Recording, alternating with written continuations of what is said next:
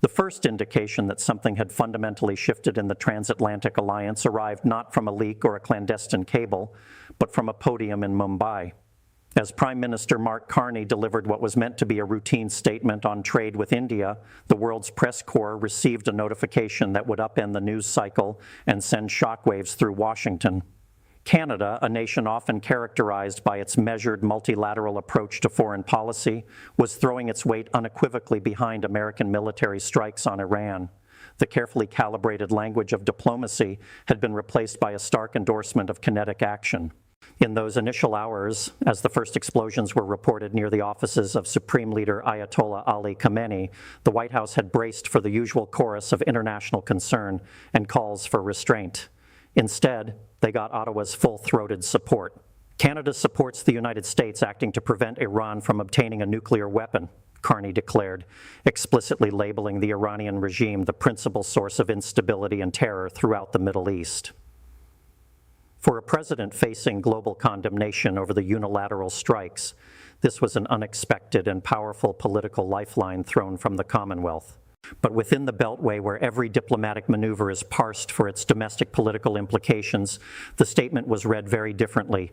To Trump's advisors, huddling in the West Wing as the situation escalated, the Canadian endorsement was immediately weaponized. It undercut the narrative from European allies who were urging immediate de-escalation and provided the administration with a potent talking point.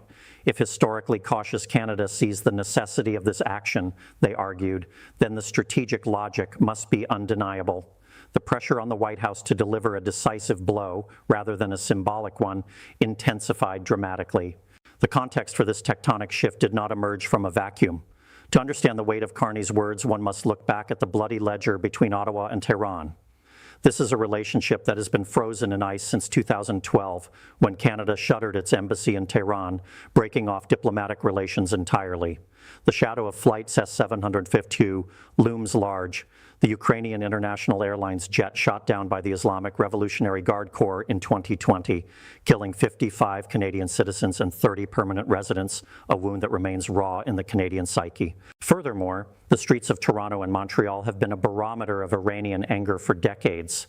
Just weeks before the strikes, an estimated 350,000 protesters flooded Canadian cities, many of them Iranian Canadians who fled the theocratic regime, demanding action against the government in Tehran. This vast and politically active diaspora has consistently pushed successive Canadian governments toward a harder line than many of their European counterparts. For Carney, standing in Mumbai, ignoring that domestic political reality was simply not an option. Yet, as the dust settled on the initial reaction, the narrative began to fracture. Behind the scenes in Ottawa, a different story emerged. While the public statement was one of solidarity, the back-channel communications revealed profound discomfort. Carney, it turned out, had not been consulted.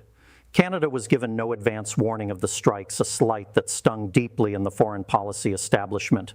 The Prime Minister was suddenly placed in the impossible position of supporting an action he had no hand in planning, a classic dilemma for a middle power caught in the orbit of a superpower. This discomfort quickly bled into the public domain. Days after the endorsement from Mumbai, Carney found himself in Sydney, fielding questions from a press corps that had noticed the shift in tone. It was here that the Prime Minister delivered the qualification that would truly rock Washington. He admitted that the strikes were, on the surface, inconsistent with international law, and that his support came with regret. He framed the conflict not as a noble endeavor, but as a symptom of a broader failure of the rules-based international order. The contradiction was glaring. On one hand, the administration heard, "We support you." On the other, they heard, "You broke international law."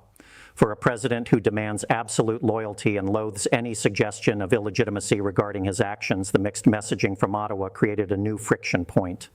Insiders suggest that Trump's team viewed Carney's subsequent comments in Sydney as a betrayal, an attempt to have it both ways by placating the domestic anti-war audience in Canada while still trying to stand with the United States. Meanwhile, the situation on the ground spiraled beyond anyone's control. Iran retaliated not just against Israel, but against Gulf states hosting U.S. military bases, including Bahrain, Qatar, and the United Arab Emirates. The conflict, initially framed as a surgical strike to dismantle nuclear capabilities, rapidly devolved into a regional conflagration. Civilians bore the brunt, with unverified reports emerging of devastating strikes on a school in Manab, claiming scores of lives. The human cost of the geopolitical chess game was becoming impossible to ignore. As the violence escalated, the international community's response became a study in geopolitical survival. European powers, France, Germany, and the UK, immediately distanced themselves, urging a return to negotiation. Australia offered cautious support mirroring Canada's balancing act, but it was the reaction of Mexico's President Claudia Sheinbaum that perhaps best illustrated the new global reality. Rather than condemn Trump, she lamented the fecklessness of the United Nations, a subtle acknowledgement that the old multilateral guard was dead, and that every nation must now dance carefully around the new American administration.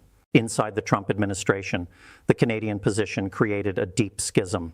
The hawkish wing, led by advisors who view the world through a lens of American primacy, saw Carney's initial endorsement as a green light to escalate. They argued that if America's northern neighbor, a nation synonymous with peacekeeping, could see the justice in the strikes, then the moral high ground was secured. They pushed for a broadening of the mission objectives, moving from nuclear dismantlement to explicit regime change, citing Carney's own words about Iran's terror regime as validation. Opposing them were the realists within the State Department and the intelligence community. They understood that Carney's walk back in Sydney was a warning signal. They recognized that Canada was not a reliable belligerent in this fight. Ottawa had made it clear they would not participate militarily.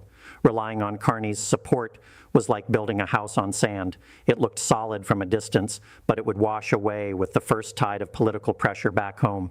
They cautioned the president that over-reliance on fragile coalition statements could lead to strategic overreach. For Carney, the political calculus at home became a nightmare. The New Democratic Party immediately condemned the blind support for what they called a dangerous American venture, positioning themselves as the party of peace. The Bloc Québécois raised constitutional concerns about the U.S. acting without congressional approval. Even within his own Liberal caucus, MPs voiced unease, questioning how Canada could champion the rules-based order while endorsing its violation. The Prime Minister was suddenly squeezed between the demands of an alliance with the United States and the pacifist leanings of a significant portion of his electorate. Yet the conservative opposition under Pierre Poilievre offered Carney no respite, but rather turned the screws from the other direction. Poilievre's statement was even more hawkish than the government's, expressing full-throated support for the United States and Israel, and calling for a democratic, free, and permanently denuclearized Iran. This put Carney in a pincer movement. If he softened his stance further, he would be labeled weak on national security by the right. If he hardened it, he would lose the left. The balancing act required of a middle power was proving politically untenable. Adding to the chaos was the glaring absence of a unified Western strategy. The United Nations Security Council, paralyzed by Russian and Chinese veto power, was rendered impotent. Russia, reliant on Iranian drones for its war in Ukraine, naturally rallied to Tehran's defense. The very institution designed to prevent wars of aggression was exposed as a relic, incapable of responding to a crisis involving one of its permanent members' closest allies. This institutional collapse was precisely what Carney pointed to in Sydney as the underlying tragedy of the moment. Amidst the geopolitical maneuvering, the plight of ordinary citizens became a humanitarian crisis. With more than 97,000 Canadians registered as living or traveling in the Middle East, the government scrambled to provide assistance. Airspace closures across the region stranded students and families. Foreign Affairs Minister Anita Anand appealed to Oman for access to its airspace to facilitate evacuations, but the window for safe passage was closing rapidly. The abstract language of strikes and retaliation translated into very real terror for families huddled in basements, hoping for a ceasefire that seemed increasingly unlikely. Analysts began to draw uncomfortable parallels to 2003, when another American administration marched into the Middle East with promises of a quick victory and regime change. The memory of Jean Chrétien's decision to keep Canada out of the Iraq War is deeply embedded in the nation's political identity. Carney's decision to align with Washington, even rhetorically, was seen by many foreign policy veterans as a dangerous departure from that prudent legacy. The question being asked in the corridors of power was no longer, can we trust the U.S., but rather, can we afford not to follow them? The economic implications of the conflict began to ripple outward immediately. Oil prices spiked, threatening the global economic recovery that Carney, a former central banker, had staked his reputation on. For Canada, an oil-producing nation, this presented another paradox. Higher prices benefited the energy sector, but punished consumers and manufacturing. The trade relationship with the United States, already strained by Trump's protectionist rhetoric, now hung in the balance, hostage to the whims of a president who viewed trade deficits as a national security threat. Privately, Canadian diplomats admitted they were navigating blind. The intelligence sharing that usually lubricates the Five Eyes alliance had apparently dried up regarding the Iran strikes. Carney conceded he had received no specific intelligence about the imminent threat cited by Trump. This lack of trust eroded the very foundation of the special relationship. If Canada could not be trusted with advance notice of major military action in the Gulf, what was the value of the intelligence alliance? The question lingered, unanswered and toxic. Inside Iran, the regime capitalized on the attacks to consolidate power. The narrative of foreign aggression served to unite a populace that had been openly rebelling against the government just weeks prior. The massive anti-regime protests that had filled Canadian streets were mirrored by a grim reality in Tehran. Dissent was now equated with treason. The Revolutionary Guard, rather than being weakened by the strikes, found its domestic position strengthened as the nation rallied around the flag in the face of external attack. As the conflict entered its second week, the United States closed multiple embassies across the region, a stark admission that the security situation was untenable. The image of American diplomacy retreating behind barricades was a powerful symbol of the failure of the military-first approach. For the Gulf states, forced to choose between hosting American bases and becoming targets for Iranian retaliation, the cost of alliance was becoming painfully clear. The region was fragmenting, with each nation scrambling to protect its own sovereignty. Canada's Defence Minister David McGuinty, when asked about the safety of Canadian military personnel in the region, offered a single chilling word: some. When pressed on numbers and locations, his department cited operational security imperatives and refused to elaborate. The opacity of Canada's military footprint in the Gulf became a source of anxiety for families back home. Were Canadian forces in the line of fire? The government could not or would not say. The death of Ayatollah Ali Khamenei and the initial strikes, confirmed by Iranian state media in the days that followed, fundamentally altered the chessboard.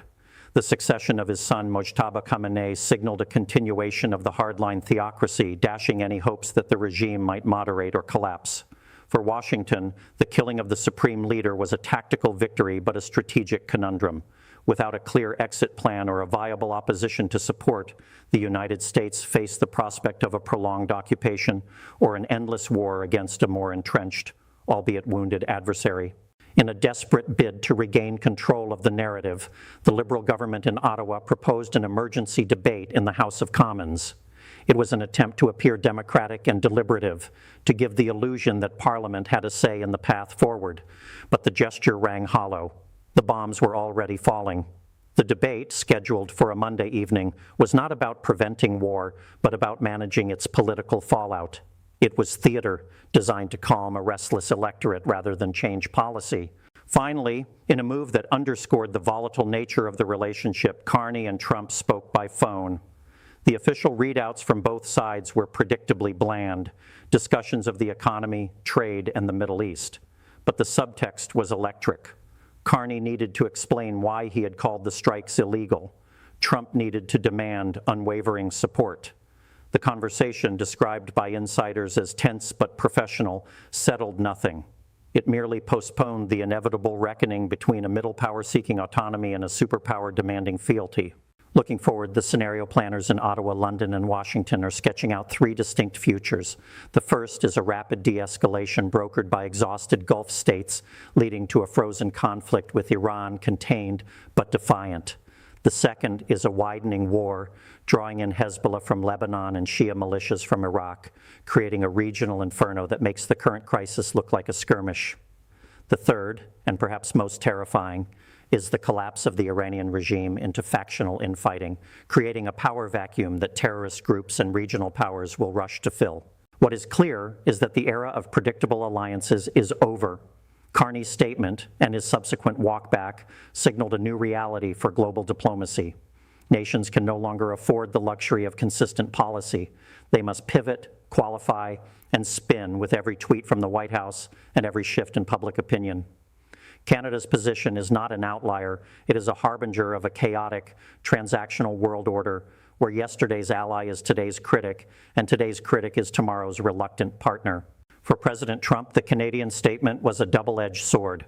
It provided immediate political cover, but ultimately exposed the fragility of his coalition. The explosive new pressure he faces is not just from Democrats or European adversaries, but from the inherent instability of a foreign policy built on impulse rather than consensus. When even your closest neighbors question the legality of your actions, the mantle of global leadership becomes a burden too heavy to bear. As the sun sets over a region scarred by a new war, the long-term damage may not be measured in territory or even in casualties, but in the erosion of trust. Canada looked at the United States and saw a partner acting outside the law. The United States looked at Canada and saw a fair-weather friend. And the world looked at both and saw that the old rules no longer apply. The full impact of this rupture between neighbors who share the longest undefended border in the world has yet to be felt. But the cracks are already visible, and they run deep.